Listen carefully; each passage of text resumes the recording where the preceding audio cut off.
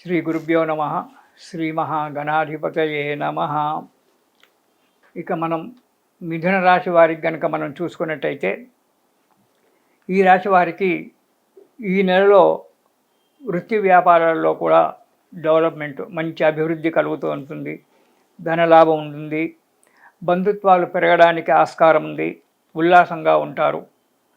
ఇంటిలోనికి కొన్ని కొత్త వస్తువులు, అవి కూడా విలువైన వస్తువులు తీసుకురావడము లేదా స్థిరాస్తులు కొన్ని కొనడం కానీ జరుగుతూ ఉంటుంది. కొన్ని ఆటంకాలు ఏర్పడడానికి కూడా జరగవచ్చు. జరిగినప్పటికీ తగు జాగ్రత్తగా ఉండడం మంచిది.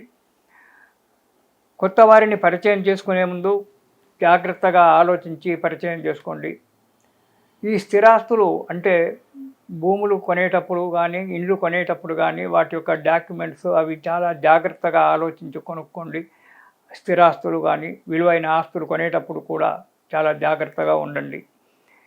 ఇక మొదటి వారం కనుక మనం చూసుకున్నట్టయితే, ఈ మిథున రాశి వారికి మంచి ధనలాభం, తర్వాత ఆరోగ్యంగా మంచిగా ఉంటారు.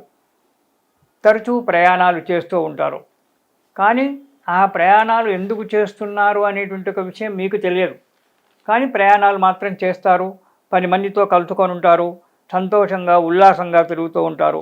కాకపోతే కొందరితో అనుకోని యొక్క సమస్యలు ఎదురయ్యి ఆ కొన్ని కలహాలు ఏర్పడడానికి ఆస్కారం ఉంది. కాబట్టి మీరు మాట్లాడేటప్పుడు, ఎదుటి వ్యక్తితో మాట్లాడేటప్పుడు తగు జాగ్రత్తగా ఆచితూచి మాట్లాడడం చాలా మంచిది.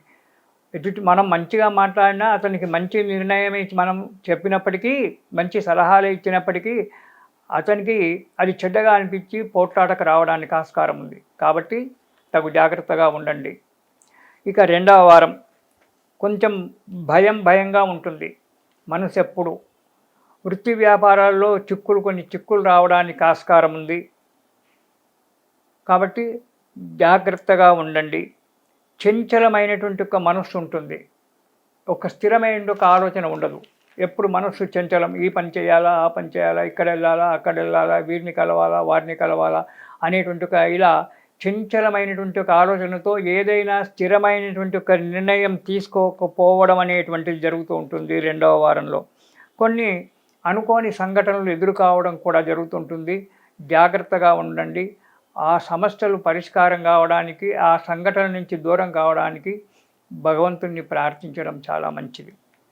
ఇక మూడవ వారం వృత్తిలో వ్యాపారాలలో చిక్కులు వచ్చినప్పటికీ ఆదాయం మంచిగా ఉంటుంది. మీరు కోరుకున్నటువంటి ఒక ఆదాయం లభించడానికి ఆస్కారం ఉంది. కాకపోతే కొద్దిగా అనారోగ్యం కలగడానికి ఆస్కారం ఉంది. కాబట్టి ఆరోగ్య విషయంలో జాగ్రత్తగా ఉండండి. ఎందుకంటే ముందు మీరు సకాలానికి ఎప్పుడు కూడా భోజనం చేయకపోవడం అనేటువంటిది జరుగుతూ ఉంటుంది. కాబట్టి అది చాలా పెద్ద ఇది. సకాలానికి భోజనం చేసుకొని మనస్సుని ఎప్పుడు సంతోషంగా ఉంచుకోవడంలోనే ఉన్న తృప్తి ఎందులో ఉండదు. ₹1,00,00,000 మన ముందు కుప్పపోసినా మనసు సంతోషంగా లేనిది ₹1,00,00,000 విలువ అక్కడ మనకేం కనబడదు. 10 పైసలు కూడా ఎదురుగా లేనప్పుడు మనశ్శాంతి కనుక ఉన్నట్టయిందో ప్రపంచాన్ని గెలుస్తామనేటువంటి ఒక ఆనందం కలుగుతుంది. అందుకే మనకు మనశ్శాంతి ముఖ్యం. ఈ మనశ్శాంతికి మంత్రాలు, పూజలు, జపాలు, హోమాలు అనేటువంటి ఒక విషయం లేదు. అది మనంతల మనము మనశ్శాంతి తెచ్చుకోవాలి. వచ్చిన దగ్గరికి ఎప్పుడైతే మనం తృప్తి పడుతూ ఉంటామో, ఇది బాగా వినండి, వచ్చిన దగ్గరికి మనం ఎప్పుడైతే తృప్తి పడుతూ ఉంటామో అప్పుడు మనశ్శాంతి లభిస్తుంది. ఈరోజు నాకు రావాలి డబ్బు, రాలేదు రాలేదు రాలేదు రాలేదు అని చెప్పి అనుకుంటూ కూర్చుంటే డబ్బు రాదు, మనశ్శాంతి కరువైపోతుంది. సరే ఈరోజు రాదు, రేపు అనేటువంటిది ఉంది, రేపు వస్తుందిలే అని చెప్పి అనుకున్నప్పుడు మనశ్శాంతి దొరుకుతుంది. ఇలా మనస్సును ఎప్పుడూ కూడా విచారాల నుంచి డైవర్షన్ చేసేసి మనస్సును ప్రశాంతంగా ఉంటే ఎన్నో కార్యక్రమాలు మనకు సుఖంగా జరుగుతాయి. ఆరోగ్యం కూడా ఎప్పుడు మంచిగా ఉంటుంది. తర్వాత కోపం పెరిగిపోతుంటుంది మీకు. ఎప్పుడైతే మనశ్శాంతి కరువైందో అప్పుడు మనిషికి కోపం ఆటోమేటిక్గా పెరిగిపోతుంది. దాని గురించి ఆలోచించవలసిన అవసరమే లేదు. కామక్రోధ లోభ మోహ మదమాశ్చర్యాలనేటువంటి మన శరీరంలో ఎప్పుడు మనం పుట్టేటప్పుడు అవి కూడా పుట్టాయి వెంబడే. కొందరు మహానుభావులు చెప్తారు, అవి పుట్టిన తర్వాతనే నీవు పుట్టావురా అంటారు. ఈ 6 శత్రువులు ఎవరైతే ఉన్నారో అవి మనలో ఎప్పుడు నిరంతరంగా ఉంటారు. వాటిని అరికట్టుకుంటూ ఉండడమే మన యొక్క బాధ్యత, మన యొక్క పని. వాటిని ఎప్పుడైతే అరికడుతూ ఉంటామో అప్పుడు మనకు మనశ్శాంతి మంచిగా దొరుకుతుంది. కాబట్టి వాటిని అరికట్టుకుంటూ మనం చాలా జాగ్రత్తగా ఉండాలి. దానివల్ల కోపం పెరిగిపోవడం వల్ల క్రోధాత్ భవతి సన్మోహాత్ స్మృతిభ్రంశో బుద్ధినాశో పరిణశ్యతి అన్నాడు గీతలో ఆచార్యుడు. కోపం పెరగడం వల్ల బుద్ధి నశిస్తుంది. బుద్ధి నశించడం వల్ల ఆలోచనలు నశిస్తాయి. ఆలోచనలు నశించడం వల్ల చేసేటువంటి ఒక ప్రతి పని కూడా నశించిపోతుంది. అందు గురించి కోపాన్ని తగ్గించుకోవడము, మన కంట్రోల్లో మనం ఉంచడము, మనకు కాదనుకున్నప్పుడు మౌనంగా ఉండడము, ఇది చాలా మంచిది.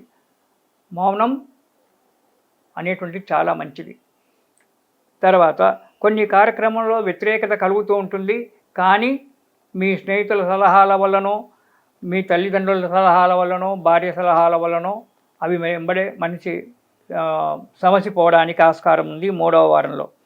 ఇక 4వ వారం కనుక మనం చూసుకున్నట్టయితే ధనధాన్య నష్టము, కొంత ధన నష్టం కావచ్చు, వ్యవసాయదారులకు ధాన్య నష్టం కలగవచ్చు. అంటే అధికమైన వర్షాలు పడి లేదా వర్షాలు లేక పొలాలు ఎండిపోయో, లేక అధిక వర్షం పడి చేతికొచ్చిన పొలం నష్టపోవడము, ఇలాంటి ధాన్య నష్టం వ్యవసాయదారులకు. పశు నష్టం, వ్యవసాయదారులకు కూడా పశువులు ఉంటాయి, లేదా మన ఇంట్లో మనం గోశాలలో పశువులు ఏవో పెట్టుకుంటాం, వాటికి నష్టం జరగడము, అంటే అనారోగ్యాలు ఏర్పడము, నష్టం జరగడం అనేటువంటి జరుగుతుంటుంది.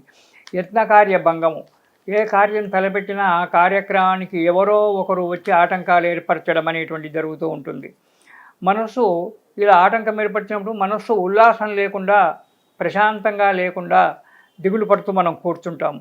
ఇలాంటి జరగడానికి ఆస్కారం ఉంది ఈ మిథున రాశి వారికి ఈ జూలై నెలలో. కాబట్టి ఈ జూలై నెలలో ఇలాంటి ఆటంకాలు కలగకుండా మనశ్శాంతిగా ఉండడానికి శ్రీరామ ఆపదోద్ధారక స్తోత్రం అనేటువంటిది మీకు ఉంది. అది ప్రతిరోజు కనుక పారాయణం చేసినట్టయితే ఈ ఆపదల నుంచి మీరు గట్టెక్కడానికి ఆస్కారం ఉంది. గురుగారు అన్నీ చెప్తున్నారు, మాకు ఈ స్తోత్రాలు ఎక్కడ దొరుకుతాయి అని. ఈనాడు మనకు సెల్ ఫోన్ ఉంది. సెల్ ఫోన్లో స్తోత్రనిధి అనేటువంటి ఒక యాప్ కనుక మీరు పెట్టుకున్నట్టయితే, ఆ యాప్లో చూసినట్టయితే నేను చెప్పేటువంటిది ప్రతిదీ మీకు దొరుకుతుంది. ఇంతకు పూర్వమేమో పుస్తకాలు కొనాలి, అవి ప్రింటింగ్ లేకపోవడము లేదా దొరకకపోవడం అనేది జరుగుతుంది. ఇప్పుడు అలా కాదు. మీరు స్తోత్రనిధి అనేటువంటి ఒక యాప్లో కనుక చూసుకున్నట్టయితే నేను చెప్పేటువంటి ప్రతి రెమెడీ అందులో మీకు దొరుకుతుంది. శ్రీరామ ఆపదోద్ధారక స్తోత్రం మిథున రాశి వారు ఈ నెలలో కనుక పారాయణం చేసినట్టయితే ప్రతి ఆపద నుంచి దూరంగా వెళ్ళిపోయి సుఖంగా సంతోషంగా జీవిస్తారు. ఇది శుభం.